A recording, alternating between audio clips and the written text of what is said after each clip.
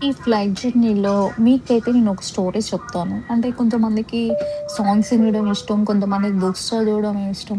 నాకు అలాగే స్టోరీ చెప్పడం ఇష్టమనమాట. సో, లేట్ చేయకుండా స్టోరీ వినేసేయండి. మీరు వీడియో ఎక్కడ స్కిప్ చేయొద్దు. స్కిప్ చేస్తే మీకు స్టోరీ అస్సలు అర్థం కాదు.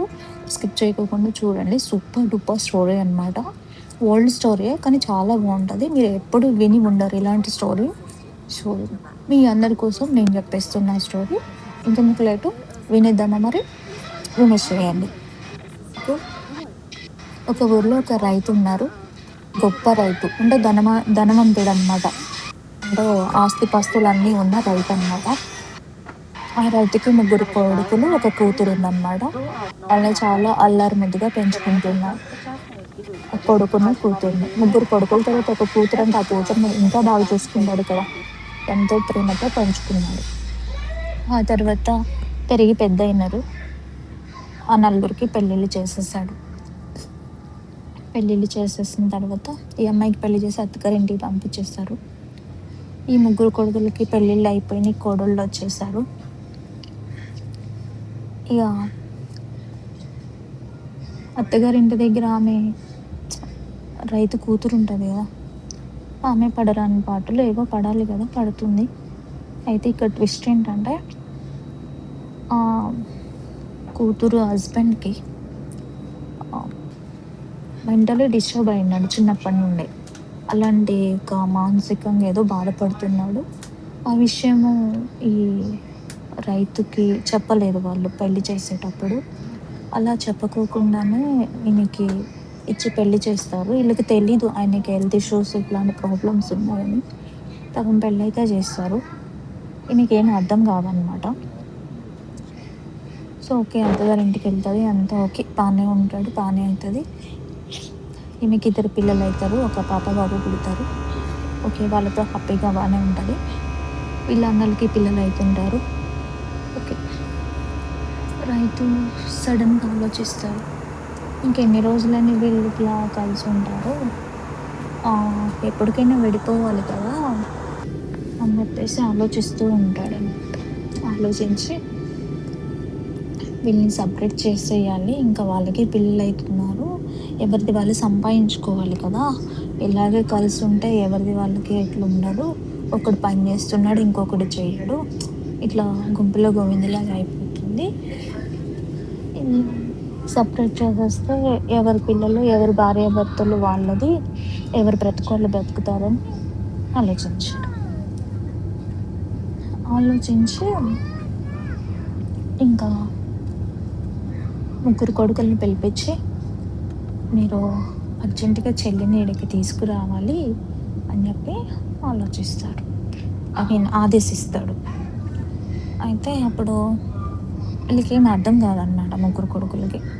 అదేంటి మా నాన్నగారు సడెన్‌గా మా చెల్లిని తీసుకురమ్మంటున్నారేంటని చెప్పేసి ఆలోచించి, సరేలే అని ఏమో పూజలో ఏమో చేపిస్తారేమో, పూజలు అవి ఇవి ఉంటాయి కదా ఇంట్లోనే, అలా అని చెప్పేసి చెల్లి దగ్గరికెళ్ళి వీళ్ళు ముగ్గురు మంచిగా చెల్లికి కావాల్సినవన్నీ తీసుకొనెళ్ళి చెల్లి ఇంటికెళ్ళి, చెల్లి నాన్నగారు మిమ్మల్ని తీసుకురమ్మన్నారు అని చెప్తారు. వాళ్ళ అత్త, మామయ్య, వాళ్ళ హస్బెండ్ దగ్గర పర్మిషన్ తీసుకుంటారు. ఇలా చెల్లి వీళ్ళ అన్నల కోసం భోజనం ఏర్పాట్లు చేస్తది. మంచి భోజనాలు తినేసి బయలుదేరి ఇక్కడికొస్తారు. వీళ్ళ నాన్నగారి దగ్గరికొస్తారు. ఒకరోజు గడిచిన తర్వాత తెల్లారి నాన్నగారు చెప్పండి పిలిపించిన పనేంటి? ఇద్దరు పిల్లలున్నారు గదా అక్కడ అని చెప్పేసి అని అడుగుతది కూతురు. అని ముగ్గురు కొడుకుల్ని కూడా పిలిసి, నేను ఆస్తులు పంచాలనుకుంటున్నాను. ఇంకా మీరు సెపరేట్ అవ్వాలి. ఎవరి లైఫ్ వాళ్ళు చూసుకోవాలి కదా! మీకు పిల్లలైనరు. ఇంకా ఎన్ని రోజులు ఇలా కలిసుంటారు. ఎవరు బ్రతుకోళ్ళు బ్రతకాలి అని చెప్పేసి చెప్పేస్తాడు. చెప్పేసి నేను మీ నలుగురికి నాకున్న ఆస్తి సమానంగా పంచేస్తాను. ఎవ్వరు కోప్పడొద్దు, బాధపడొద్దు, ఏం చేయొద్దు.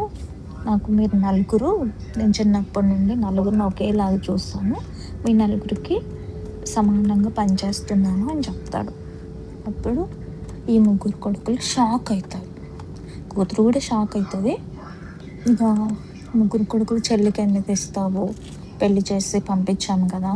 ఇంకేమి ఇస్తాం ఆడపిల్లకి అట్లా ఇవ్వరు కదా! అని చెప్పేసి అలా అంటావు. నేను అలా చూడలేదు. నాకు మీరెలా మిమ్మల్ని ఎలా పెంచానో నా కూతురిని కూడా అలా పెంచాను కాబట్టి నాకు నలుగురు సమానమే. ఎందులోని ఇలాంటి పంచాయతీలు, గొడవలు ఏం లేదు. నా మనస్ఫూర్తిగా నాకిష్టమయ్యి నేనిస్తున్నాను అని చెప్తాడు. ఈ కోడళ్ళుంటారు గదా! ఆగుతారా? ఆగరు. అదేంటి? ఇదేంటి అదంటుంటే సరేలే అనేసి ఇంగా లాస్ట్‌కి కన్విన్స్ అవుతారు అందరూ. సరేలని నలుగురికి సమానంగా చేస్తాడు. ఇంక కూతురెళ్తది. కూతురు ఇక్కడి నుండి అక్కడ ఎళ్ళేసరికి కు హస్బెండ్ ఎటో ఎళ్ళిపోతాడు. ఆయన మెంటల్‌గా డిస్టర్బ్‌డ్ చిన్నప్పటి నుండి ఉంది కదా! సో, తను అలా ఎళ్ళిపోతాడు. ఎళ్ళిపోతే వాళ్ళ అత్తమామని అడుగుతది. ఏమో ఎటో ఎళ్ళిపోయాడని అని చెప్తారు వాళ్ళు. చెప్పిన తర్వాత ఇక వీళ్ళ పిల్లల్ని అడుగుతది. ఏమో తెలీదని చెప్తారు. ఇక ఆళ్ళీళ్ళని పెట్టి ఎతికిపిస్తారు. వాళ్ళ మరదలు, బావగార్లు లైక్ ఇట్లా ఇంకా ఊర్లో తెలిసిన వాళ్ళందరితోటి ఎతికిపిస్తారు. కానీ దొరకరు. ఏం చేయాలో అర్థం కాదు. ఇంక అప్పుడు తిరిగి మళ్ళీ ఇక ఈమె తండ్రి దగ్గరకొస్తది. అన్నలకి, తండ్రికి జరిగిన విషయం చెప్తది. నేను ఇక్కడి నుండి వెళ్ళేసరికి ఇట్లా అయింది. తర్వాత వాళ్ళు ఎతికిపిచ్చారు. ఎక్కడ దొరకలేదు. మీ సహాయం కోసం వచ్చాను. ఇంక అప్పుడు ఇంక కూతురు సహాయం కోసం వచ్చింది కాబట్టి రైతు అన్నలు వీళ్ళు కూడా ఎతికిపిస్తారు. కానీ ఎక్కడ కనిపించరు. సరే ఇంక రైతు ఆలోచిస్తాడు. అమ్మా నువ్వు ఇప్పుడు అత్తగారింటికి వెళ్ళొద్దు. నీ పిల్లలు నువ్వు ఇక్కడే ఉండు. నీకు ఇచ్చిన ఆస్తి ఉంది కదా! ఆ ఆస్తిలో నువ్వు మంచిగా నీకు ఇల్లు వేపిస్తాను. అన్నలకైతే ఎట్లా ఇల్లు వేసానో ఇల్లు కట్టిపించానో నీకు కూడా కట్టిపిస్తాను. నువ్వు ఇక్కడే ఉండు. నీ భర్త ఎప్పుడైతే వస్తాడో అప్పుడు వెళ్దువు కానీ అని చెప్తాడు. ఇక సరేనని వాళ్ళ అత్తమామని పిలిపిస్తాడు. చెప్తాడు. వాళ్ళు కూడా కన్విన్స్ అవుతారు. నా కొడుకే ఇక్కడ లేడు కదా! అమ్మాయి మాత్రం ఏం చేస్తుంది? పుట్టింట్లో ఉన్న బాగుంటుంది అనుకుంటారు. ఓకే. అందరికీ ఓకే అవుతుంది. ఓకే. ఇంకా పిల్లలు పెద్దగా అయినారు. వీళ్ళకి పెళ్ళిళ్ళు చేస్తుంది. కొడుకు కూతురికి కూడా పెళ్లి చేసేస్తుంది. ఇక ఈమె కూతుర్ని పంపించేస్తుంది కదా! ఇక కొడుకు కోడలతో ఉంటుంటుంది అన్నమాట.